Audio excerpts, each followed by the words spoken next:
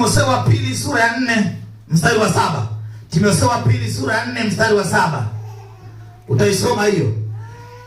Namba 3 inasema yale tunayoyaona faida kwetu kwa Mungu ni hasara, na yale tunayoyaona hasara kwetu kwa Mungu ni faida. Kwa Mungu hakuna hasara. Wewe unaona kumtolea Mungu ni hasara?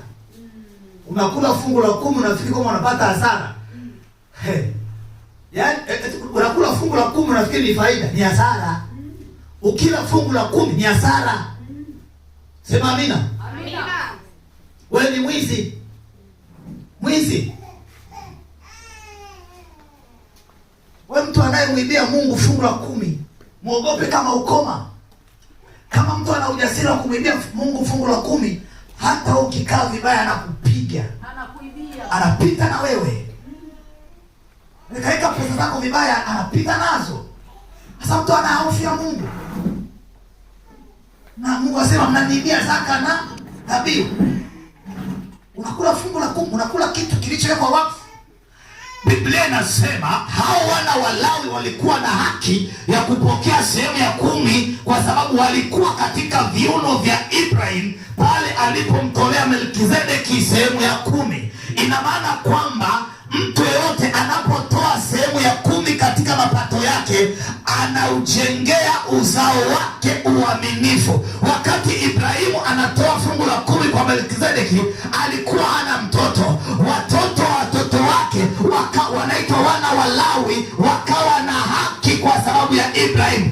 Je, wewe unaiba fungu la 10 leo, unatutengenezea kizazi cha namna gani?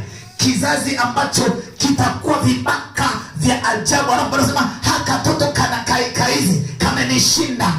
Kilikushinda wewe, ukaachilia upako kwa watoto wako. Ndio maana vinapita na pesa. Umeweka 200 haipo, umeweka 500 haipo. Unashangaa nyumbani pesa unaona zilikuwa 2000, mbona 100 haipo? Wewe ndio chanzo.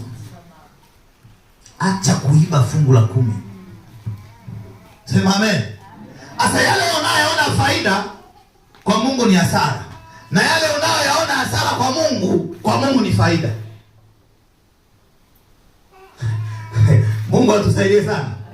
Paulo anasema mambo yale niliyoyaona faida kwangu niliyaona kama mavi. Ukisoma Wafilipi sura ya 3 mstari wa 7 hadi wa 8. Bwana Yesu apewe sifa. Haleluya.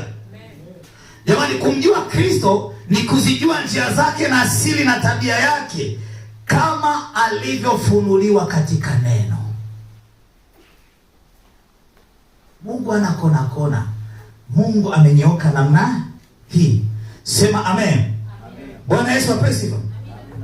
Mara nyingi hatupendi kutoa, bali tunapenda kupokea. Usipende kuwa mtu wa kupokea. Haleluya.